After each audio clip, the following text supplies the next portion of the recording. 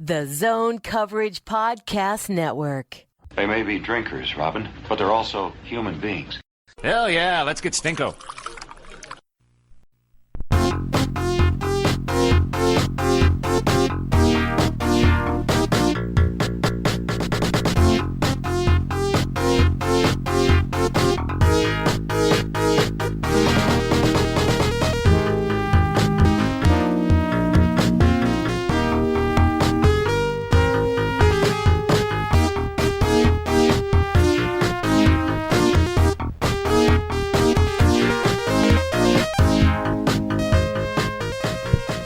Welcome, Skyuma, row the boat. Does that show up as loud on the screen as it did in my ears? No. Okay. I mean, I might have this not as loud as you falling out of your chair. I think I have the headphones set a little high. Yeah, turn it down. Jesus Christ. He literally did almost fall out of his chair. Scared the crap out of me. Welcome. This is the Giles and the Goalie podcast.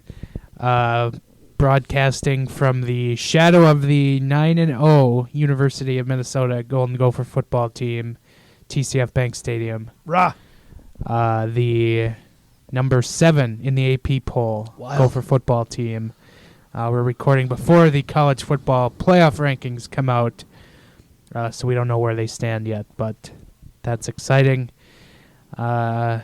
You and others did not share my optimism mid-game on Saturday that the Gophers would win the game. You have to guard your heart. I gave up. Well, you were... It's like beating a dead horse at this point. Like there's nothing left to hurt. Fair. Yeah, you were in a very different mental state than I was by that point of the day. By 11:30. Exactly. I was out of town. I was enjoying a nice scenic weekend with my small family, and you were a very different story. Yeah, I was. But anyway, that's exciting. Finally a Gopher football team to get behind after so many years, and I couldn't believe it. I was actually looking at Rose Bowl transportation and lodging and tickets, and I had a major aneurysm.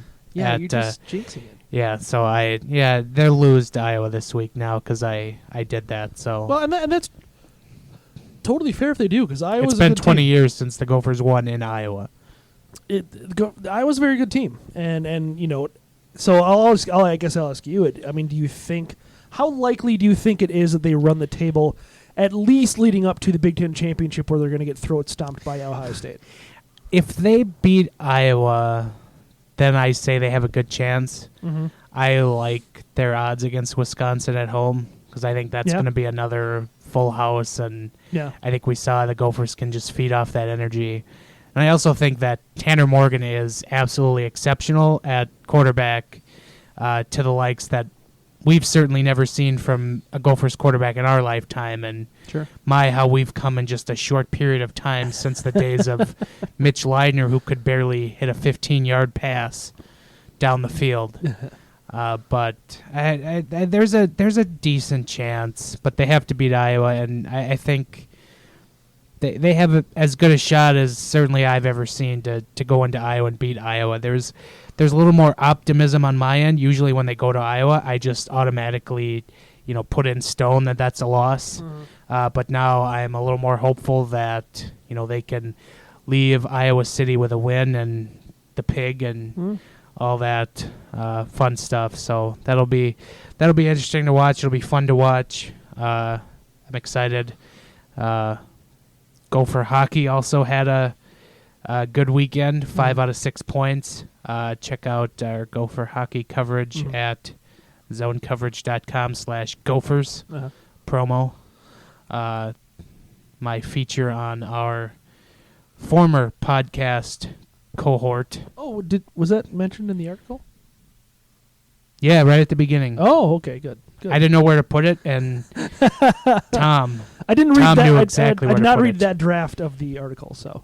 Yeah, no, Tom was a great help in making sure I got that in there and knowing where to put it exactly. So It's always good to have an editor that looks out for you. An editor. My prediction on Gopher football, I say they beat Iowa, and I think they'll beat Wisconsin, and they're going to lose to Northwestern. How Gopher? You heard it here first, folks. You want to introduce us now? Oh, I was so excited to It's understandable. get into the Gophers. Yeah, I am Giles Farrell, on Twitter at Giles Farrell. That is the voice of Ben Remington. Hello. On Twitter at Ben Remington. Yeah, that's what I had on Gopher football. Again, very exciting. It's exciting to have a sports team in this town that you can get behind. But are the Vikings good? I'm guarded with them. I'm kidding, folks. I'm kidding. They're never good. Even when they're good, they're not good. Even when they're good, they're not good. Yeah, you can quote that. Okay. We'll get to the hockey stuff now. Sure. Since that's why people tune in. Is it? People still tune in. It's debatable. Try to tune in. I mean, the Wild aren't interesting, so people not being interested in this podcast. We've noticed, yeah. I understand. You're welcome. I mean, thank you so much for the 7 listeners who have stuck around so far this season. We went from 13 down to 7. Precipitous 43% drop in ratings. But yeah, the Minnesota Wild, again, just kind of floundering here as we go about. And honestly, in the last week, neither you or I really have gotten a good look at the Wild. We've tried to watch what we can here and there, but we're going to be honest, folks. They're playing 9:30 start times as they've been on this Western road trip, and it just doesn't work when your average start time of work is 7:30 in the morning, and you have a small child, and you also start work early in the morning. It doesn't add up well. So if you've braved the late starts and watched all of this, good for you. I actually did enjoy Saturday night getting the viewing with the Coyotes and the Kachina jerseys. Yes, that was glorious. Those were good. But the big talking point I have for us this week, again, and this is, again, beating a dead horse, but goaltending is an atrocity on the Minnesota Wild. And I've done some research.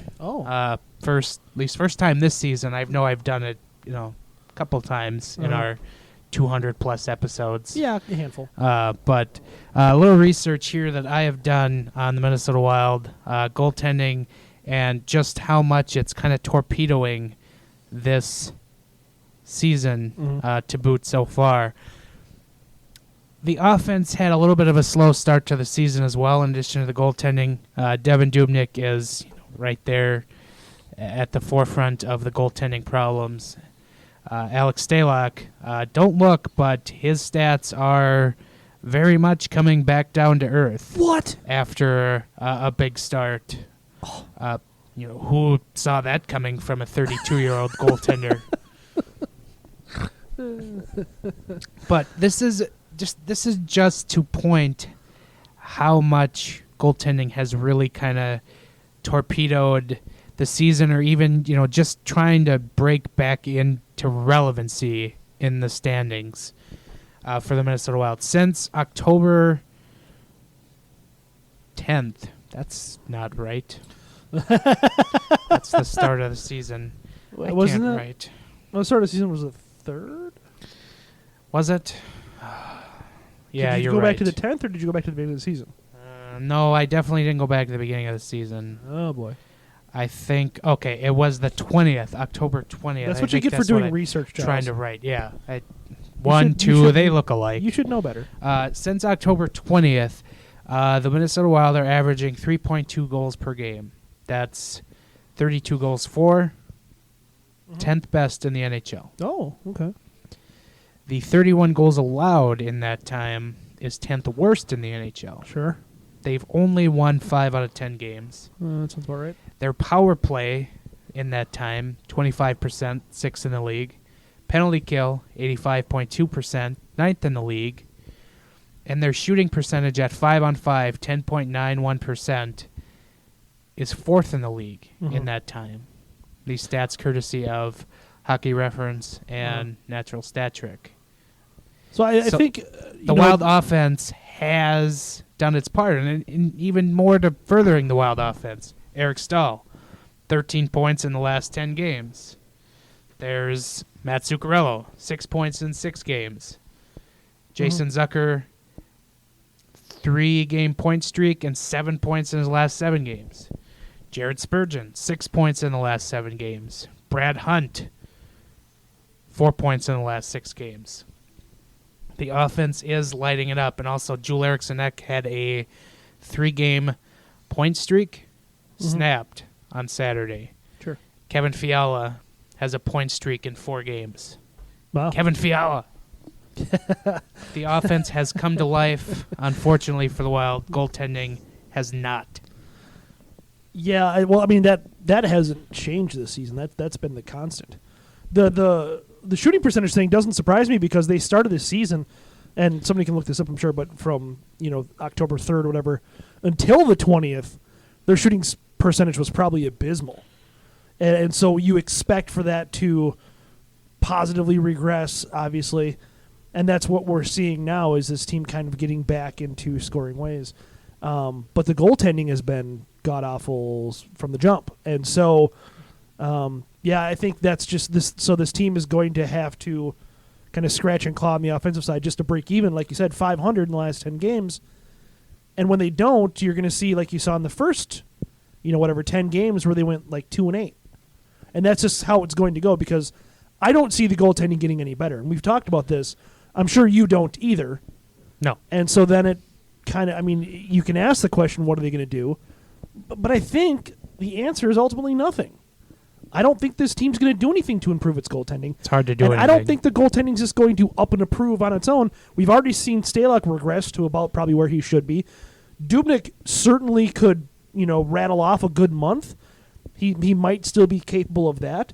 But ultimately, I don't see him getting to Vezina / all-star level for the duration of this season, which is exactly what this team would need to have any shooting chance of being a legitimate playoff team going forward. And at the same time, since October 20th, Wild goaltending at 5-on-5, 89.87%. Overall, 89.63%. But that 89.87% at 5-on-5, that is fourth worst in the NHL. Which, when your 5-on-5 save percentage is anything below 90, abysmal. That's not good. Not good at all. Yep. So it's also just for me the types of goals that are being let in, and there's once a game seemingly I am yelling at Devin Dubnyk for not making a save that he should have. I can't remember what game there was last week, but there was a guy literally just skated to the far side of the face-off circle. He takes a shot, and it just beats Dubnyk on the far side. Like, you have to stop that. That is from the boards. You can't let those in. Right. And it's becoming a regular occurrence, not just this season, but it started last year. And it's bad. I don't know what else you can do. The Wild have been having him practice heavily with the tutelage of Bob Mason, which you folks can't just see, but Ben's eyes rolled so hard it looked like something you saw in Raiders of the Lost Ark. Or no, that was Temple of Doom. Yeah. I don't know which Indiana Jones movie that was. I'm crossed up. Not the one with the aliens, right? That's one thing they can do is just try to get better. Odds of that not very high. So I said just a moment ago, they're probably not going to do anything, which I think is accurate, and I'm sure you're probably on that same thought. But just for the sake of throwing darts, what do you think they could do? Like, what can they even do at this point? They could move Dubnyk, they could move Stalock, They could call up one of the Iowa guys. They've got options, but I just don't know what could possibly improve this situation. I mean, nothing's going to change, at least this year for me. The only thing that I see going differently is if there's a substantial injury to Dubnyk or Stalock, and it allows a Kakkonen or Robson to come up from Iowa, and I'm guessing it's going to be Kakkonen. Yeah. And he finally gets a shot in goal, and he, makes the most of it. He runs with it. That's the only reasonable thing I can think of this year. Is Kakko Kakkonen the next Jordan Binnington? Oh, no. I knew that was just going.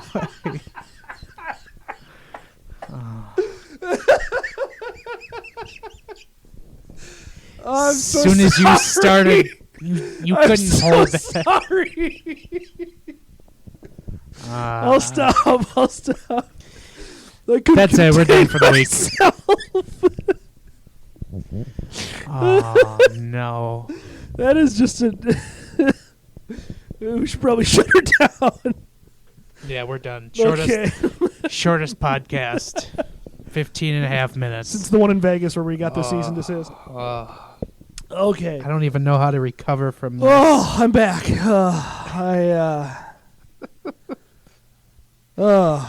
Man, I might need that defibrillator in the break room.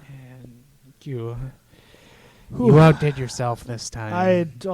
That's the hardest. No, you will not be seeing that column on zone coverage anytime soon. Back to the point. That's the only relative change you're going to see out of goaltending this season, and it's not reasonable to expect Alex Stalock to replicate his early season success. And if you look at his numbers in the last 6-7 games he's had, it's a large roller coaster. He has a good game, then he has a horrible game. Yep. Good game, horrible game. It is so up and down. It induces vomiting. How about Dubnyk getting his 500th NHL game, having to come in and relieve for Stalock? That sucks for him. Not that he probably doesn't really care. No, but 500 games is a decent milestone for a goalie, and it's you get to come into it halfway through that game in San Jose after Stalock just gets his lights punched out. And it's here, yay, 500 games. And then the Wild tweeted out the next day. And it's I'm sure their social media folks were well, we have to acknowledge it. But at the same time, the circumstances to which this happened are less than desirable. I mean, 500 games is a good milestone for a goaltender. Yeah. Not worth tweeting out 100 coaching games. Oh my God! Why? Is there any reason for that? So Giles referencing yesterday, the Carolina Hurricanes tweeted out a congratulatory tweet, like the Wild did for 500 games for Dubnyk, which is a milestone. Right. For Rod Brind'Amour, their coach, for coaching 100 games. Congrats on 1 1/4 seasons. Yeah, okay, well, an NHL season's 82 games, so he's coached a season in 18 games. Wow, what a fucking milestone! Way to go, Rod. This is certainly worth. Yeah, I mean, I hope they got him a cake at least. I don't know. I found it hilarious, but that's just me. We got a nice tin of chew. It's so dumb. But anyway, honestly, I can't stress enough the fact that goaltending is going to keep the Wild where they are in the standings. And if you are in the boat of you want the Wild to lose and have good odds in the draft lottery, well, then this goaltending is just perfect for you. It is a match for you. Yeah. If you want to see the Wild try and turn this around and somehow, for whatever reason, creep their way into the playoffs, then you need some kind of drastic change in play from Wild goaltending. Because I can continue on with stats upon stats of how terrible the goaltending is and will probably continue to be, because Dubnik's 33 and Stalock is 32. I mean, they're not going to get any better. They're now starting to get to that age where you're going down as a goaltender. Right. It's the circle of life. And good Disney reference on Disney Plus launch day. Disney crash day. I looking at the standings right now, the Wild are second to last in the West. And I think if anybody is really pushing for this team to be a playoff team right now, they need a lobotomy. Like we're well beyond that at this point. You know what I mean?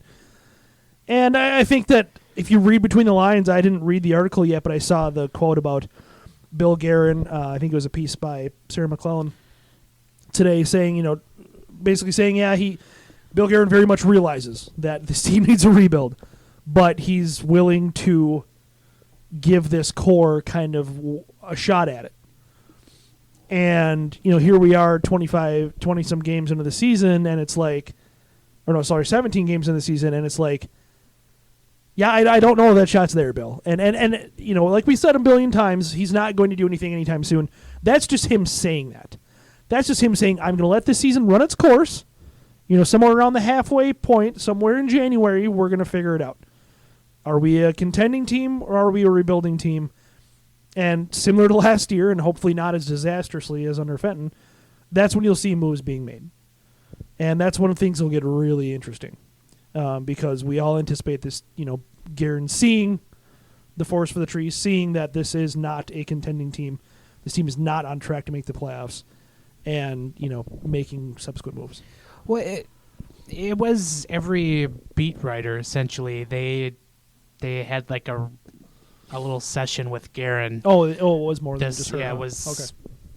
I just saw the quote on Dane had a piece, McClellan and Russo had a big piece, and basically just kind of skimming through it, like, he's kind of really dancing around the questions, like, like this is a close-knit team, camaraderie's great, and blah blah blah, and not the start we wanted, and it still wouldn't surprise me once the Wild start playing at home, they'll rip off a bunch of wins, because sure, I'm not saying it's impossible. It will happen because it'll absolutely destroy their lottery chances. Right. But so back to the Guerin round table. I don't know what you want to call it. Scrum. It's he did hit a lot of different topics, on rebuilding, and he again kind of danced around that, but maybe that's something he's taken a good look at, and it's something that seemingly if Craig Leopold doesn't necessarily want, but if Guerin feels that's the way it kind of needs to go, then Guerin probably has. Well, this had to be a conversation right going into the job, and and if it wasn't, this team, this franchise has way bigger problems than what we're even seeing. If Guerin starts the tear down rebuild as much as he can, because we've said this a million times, you can't blow this team up, or at least it would be incredibly hard to blow this team up. But Guerin is going to do what he is able to do with what he has in front of him. I mean, he's going to trade the players he can trade, and that's all you can really ask from him. But if he does that, and Leopold gets upset about it or publicly makes comments against it, I mean, you can't get more defeatist than that. Like about this team, as a fan, I mean, that's the ultimate we're effed moment. Like when your owner comes out and basically will not condone rebuilding. I mean, that's not a situation that anybody wants to see. Other things said was Bruce Boudreau's future, which again just danced around it, didn't really give any insightful. It's tough to do. He's in the last year of his contract. It's only 20 games in. Like, what are you going to say? Oh yeah, he's definitely be back next year. Or, oh no, I'm firing the hell out of him come April. Then Kirill Kaprizov, which everyone seemingly is just tied to at this point. The KHL ratings in Minnesota are through the roof this season.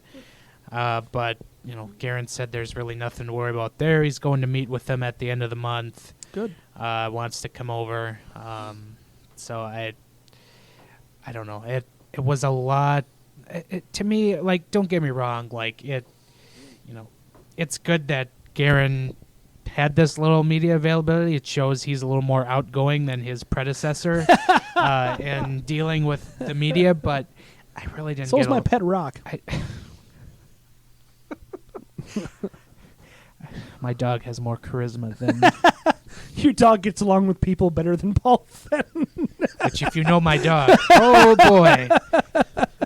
But I didn't get much out of this. It just was a lot of words that didn't have substance, at least to me. A lot of GM speak. Right.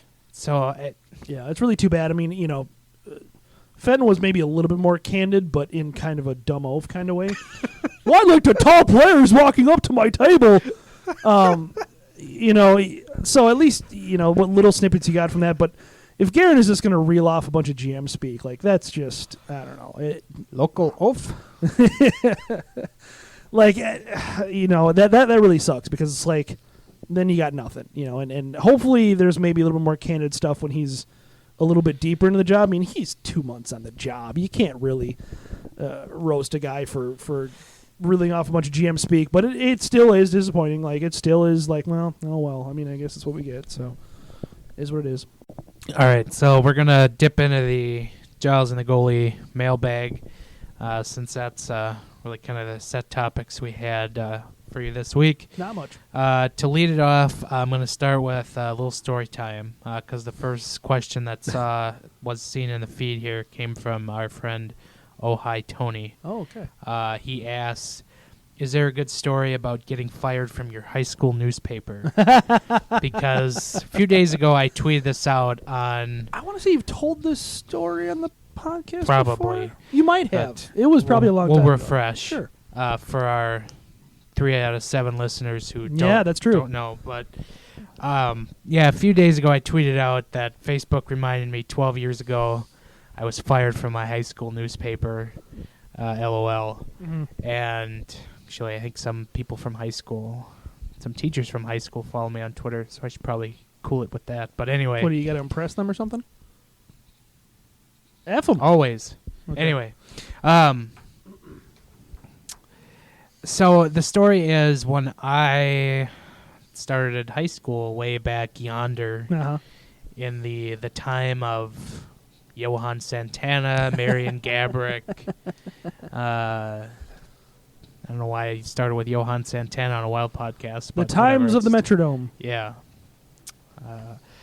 Jacques Lemaire. Mm-hmm. Anyway, I instantly got hooked up with the school newspaper and did sports, obviously, because that was my thing. And sidebars, I used to do just little newspaper writings on my own. I would just basically put words into a Word document and say, here's my article. And anyway, okay, if I ever find those, I'll show it to you. They're little snippets. And, I just remember I did a thing on the Yankees and the Red Sox. Did you do a story about Todd Smelling? No. Okay. So anyway, the high school newspaper I did, figuratively for 4 years, but doing sports, and so I did, freshman year, sophomore year. I was, it was a once a month thing, so. Beginning of the month, they did the announcements in the morning, and if you were on the newspaper, you heard the announcement.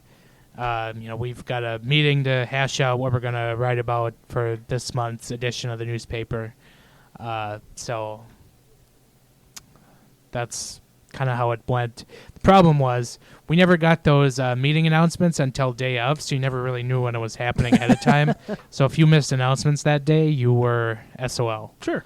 So when I got to junior year, I did the first 4 months, but then I was I started doing basketball manager, and then because the coach was the same for baseball, that carried into being a baseball manager. Sure. So I just lost track of time because when you're a junior in high school, clearly you just don't have any time.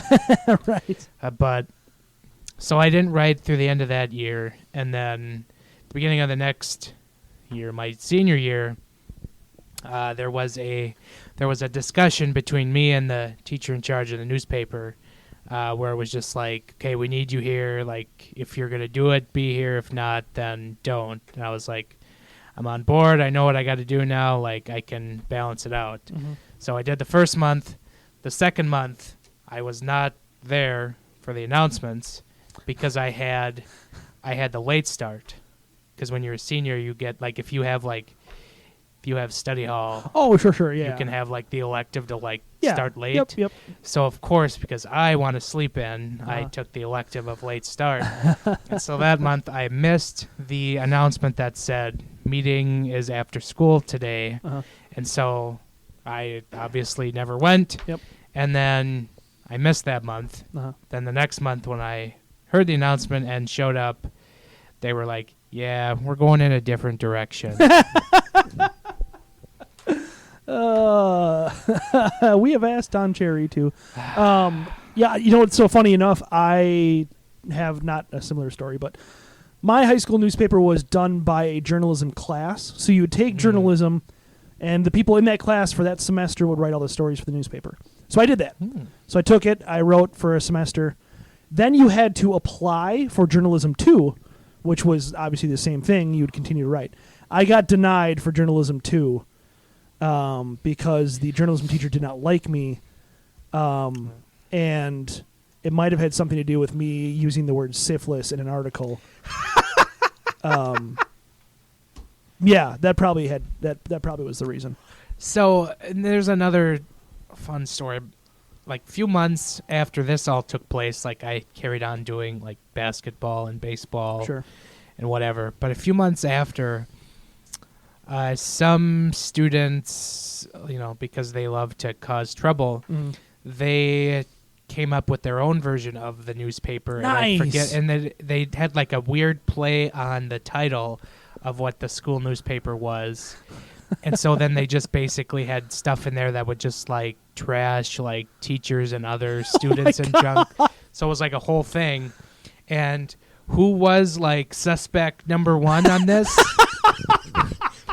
Me. Really? Yeah, because I got let go by the newspaper. You were so the disgruntled. They thought, like, I was like, you were like the disgruntled, like, guy that disgruntled goes back into his email and sends out this. But that's not your personality at all. It wasn't. No, it wasn't me. Yeah. So it's like you're one of the least vindictive people that I know, and I'm very vindictive, so I would know. The only time I ever went, like, to the dean's office in high school was, like, that same year. Like, I lashed out at the, I forget the class. It was like. Basically, we just, like, used, like, iMovie. It was, like, some kind of, like, video class. Oh, sure. So I, like, lashed out at the teacher, and they sent me to the dean's office. And after, 3.5 years of never having a smudge on my record, I walked into the dean's office, and he was like, "Giles, what the hell are you doing here?" I was like, I spoke up. He said, "Get out of here." So it was like, whatever. So anyway, that's how I got fired from my high school newspaper. Great story. Yeah. Good job. So it's funny, and so I don't know. It kind of put me down a weird path because, like, seemingly up to that point, I was determined to go to college for journalism and do that for a living, and then it just after that, I did not. Sure. So. And here we are, not allowed in the press box. Weird life. Hey, I get to cover the Gophers. That's true. I give them my attention very now. welcoming and nice. If the Wild want my attention back, they can, let's not hold our breath. Well, have standards. Yeah. Anyway, back to the mailbag before we really dig a grave. Michael Brandon asked, which Wild prospect are you most excited for that is not named Kaprizov or Boldy?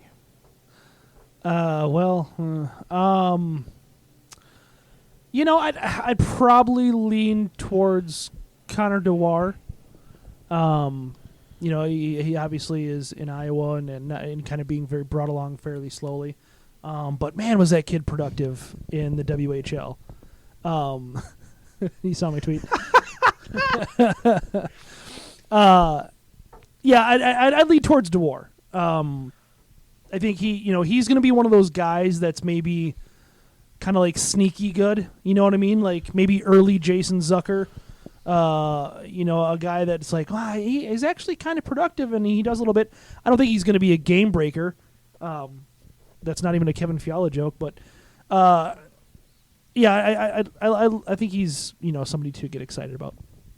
Every year the NHL draft, like it's TSN, they have the player comparison when a player gets drafted. Sure. Should do that next year for the draft, but only have Wild player comparisons.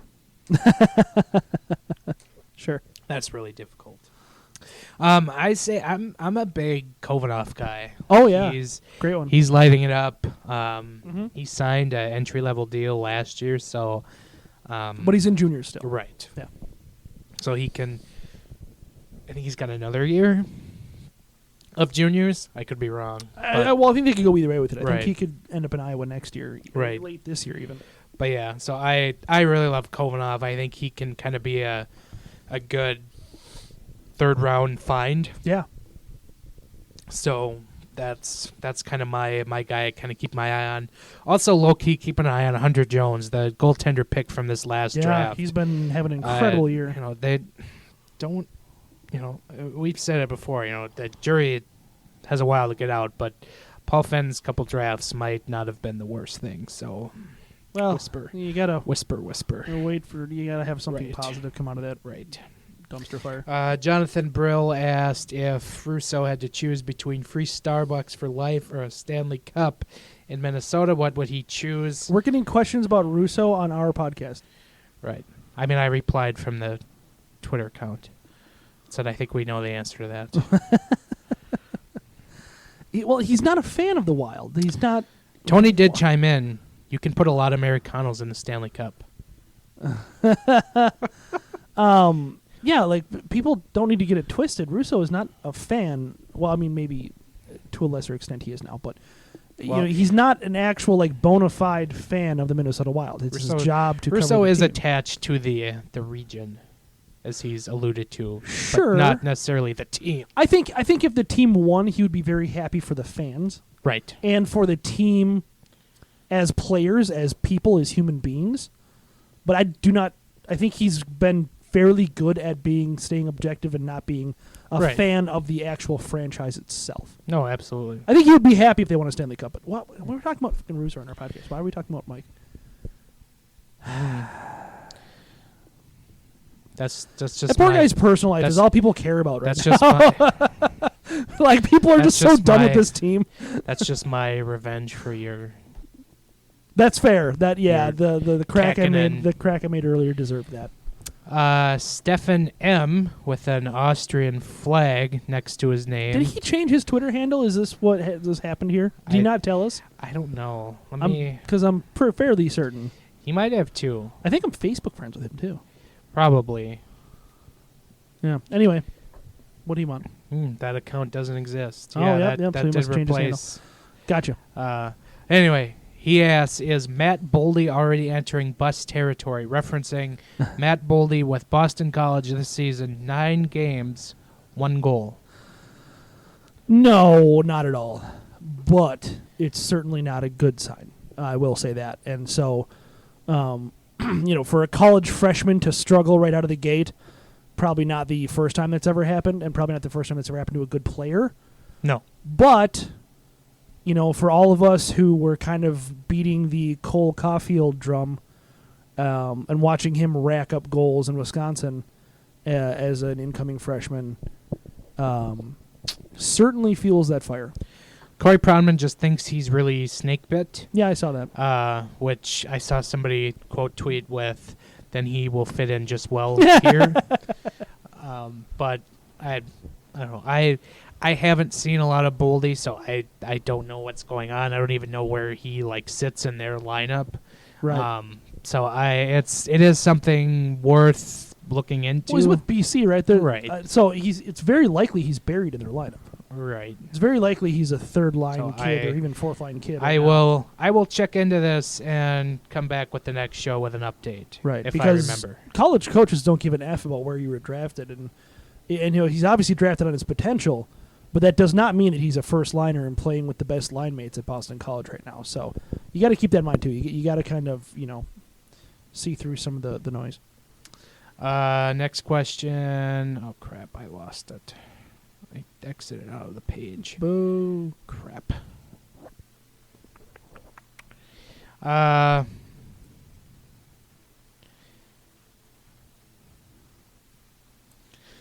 Sorry. Lost my train of thought. NH asks, what do you think Kemper said to make Wild players upset? What do you think they said back? This referencing the game Saturday in Arizona where, after I think it was Koivu scored, you could see Koivu just yapping at Kemper, and then Suter got involved. A lot of Wild players started yapping at Kemper, and I honestly some of it just appeared to be friendly banter because the guys are still friends, and maybe some of I it don't know not if it looks so friendly. some not so much from what I understood, but I don't care. Hockey players yell at each other. Yeah. They say not nice things. Right. But yeah, so nothing. If I try to say what they said, then I have a lot of work to do with the bleep button. So I was going to make a crack. Do you think he made some kind of joke about his wife being bisexual and... Okay, I'm glad he got the joke. Good. Slapshot reference. I certainly can't repeat the line because right. Again, bleep button. Your wife sucks. Yeah. Anyway. Hanrahan. What a great movie. Oh, that was it. That was the mailbag? What? Yeah. Wow. We do have a couple of jerseys. Is that all too. 7 of our listeners? Yeah. Okay. We do have a couple of jerseys we can opine on before we call it a show. Yeah, absolutely. Bringing the jersey segment out of the closet for our listeners. Unmothballed. The Iowa Wild had a jersey release. Uh-huh. They went with a kind of more of a wheat colored jersey. I don't know if you'd say wheat colored, but sorry, it put me to sleep. It's wheat with Wild running diagonally down the front. Iowa. Oh, sorry, Iowa. Yeah, Iowa. Well, that's probably why I put you to sleep. Yeah, that was the joke, Giles. Yeah, they officially called it the wheat colored jersey. Okay. So the Iowa Wild are calling it wheat color because it's Iowa, and apparently they have some wheat there. So, I don't know. I think Iowa is too short of a name to run diagonally down a sweater like that. They had to make the letters a little bit on the bigger side, so it just looks kind of silly to me. I think it would have looked great if you went with just kind of the cursive Iowa Wild, which was kind of a play on the Minnesota Wild previous third jersey. I would agree. I think that would have looked better. I would agree. But I don't know. I'm not a big fan of it. It's kind of boring to me, and I just it's okay. I'm not against it, but I'm also just not like, whoa. Yeah. It's better than the red alternates that they had, sure, which were more egregious than the Minnesota Wild red jerseys from days yonder. Mm-hmm. But it's not bad, and I know it seemed to be a big hit down there. So whatever it's Iowa. Whatever rakes in the sales. So that Iowan jersey cash grab. What money those poor farmers down there have left, they can buy a new jersey. Right. The other one was the Winter Classic jerseys. If you didn't know, there's a Winter Classic still. I didn't know the NHL had global series games going on the last couple of weeks. Yeah. God forbid they ever promote their stuff. No, don't do that. but the Nashville Predators, Dallas Stars hosting the Winter Classic at the Cotton Bowl this year, which, unrelated, there's a good,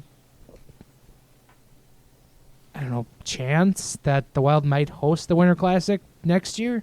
I saw something on that as well, and I'm like, why the hell would they do that now? What is that? It's like, what's, for the team's 20th season, it's like, but they're probably not going to be that great. No. So why are you doing this now? You could have done it when they were actually somewhat decent, but that I digress. Is there any guarantee? I mean, not that they need a guarantee, but if Kirill Kaprizov is on this team, maybe that makes that game watchable. But it's not like he's, as good as we think that he's going to be. Is he going to be an Alexander Ovechkin type that brings eyeballs to screens? I don't know that he's going to be that type of player. We'll have to see. Yeah. The Nashville Predators were the first team to unveil their jersey. It is white with a big yellow stripe running through this chest/stomach area, and then it's got Nashville Predators in cursive in blue on there. And then it's got kind of a more modernized like Predator head on the shoulders. Again, it's not terrible, but it's also not like wow. Yeah. For me, it's just like. Apparently, it is what it is. A faux back. It is kind of. It harkens back. And that's to, what they're both going for. Yeah, a previous Nashville hockey team. I forget what the team was called, but. And again, it's a big hit in Nashville because it was a faux back. Right. And so for the rest of the country, it's gonna be like, well, that's kind of boring. Right. But it's. I'm just glad it's not an all yellow. Yeah, thing. that's again. Very true. We've been beat over the head so much with that damn color by that team. So, again, I'm not against him, but I'm also just not like, losing my mind. Mm-hmm. And then the Dallas Stars, they, again, kind of go with a faux back. Mm-hmm. They've got, it's got that victory green, as they love to call it. And then, it's got a giant letter D as the crest, and then it's got stars running through it. And this is the thing that caught my eye was somebody said that they did not go with any kind of North Star jersey like inspiration, which I kind of call BS on, because if you look at the shoulders, they're a little bit reminiscent of the early North Stars jerseys, but that's what I had noticed as well, but the jerseys do look a lot like, I think it was the Dallas Texans. Right, that's what they were going. So I don't necessarily buy that it was a North Stars. Maybe it was a subtle homage and just also happened to match what the Dallas Texans were. I think that might have been more of the case. But I also very much enjoy those jerseys called the STDers jerseys, because if you read it left to right, it's STD. ERS or ARS. Sorry. The A is a the A is the star. So it's STDRS. I much prefer that line of thought. Goes back to your syphilis. It does. Yes. Everything just loops in together perfectly on this podcast. Again, it's just another jersey where it's okay. Yeah. I'm not floored, but I'm also not. I can totally see Dallas folks being very happy with it. Considering what we've seen out of some Winter Classics, right? I think it's probably on the higher end. I was going to say it's probably middle of the pack. I wouldn't say it's top of the pack, but I think it's towards the higher end. Yeah, now that I think of it, you're probably right in that it's higher up, and that's just the sad sack history of Winter Classic jerseys we've had to deal with, mainly because half of them are Chicago Blackhawks, and they've just run out of shit to wear. Yeah, but the funny side note, they are wearing khaki breezers, or it's like a weird. It's not yellow, it's not white. It's like a beige tan color on the breezers for the Dallas Stars, which they're trying to bring back cargo shorts. Yeah, they should put cargo pockets on the side. There you go. Yeah, it's just kind of funny. It's just kind of funny. I don't know what they're going for there, but I guess they didn't want to be green from head to toe and look like the Great Gazoo or something. I don't really know, but it's fine. It might have looked better. I don't know. Whatever. it is what it is, and yeah. So there's your very not bad but not great Jersey segment. It's just like this podcast. Yeah, just not bad. An otherwise fine production. Definitely not great. Yeah. So that can do it for us. Yeah. We could probably call it a show. Yep. Get out of here. Fight traffic. Fight the cold. Yeah. Yeah, you can follow Ben and I on Twitter at Ben Remington, at Giles Farrell, podcast at GATG Wild Podcast. Zonecoverage.com is where we write. All of our podcasts are. SoundCloud, iTunes, iHeartRadio, Spotify, Google Play, all that fun stuff. You can subscribe, download. If you listen on iTunes, drop us a rating. Also, zonecoverage.com/subscribe. Promo code GATG20 gets you $5 off a year's subscription if you are so inclined to help support this otherwise fine podcast. So that will wrap it up from us for this week, and we'll chat with you again next week. Later.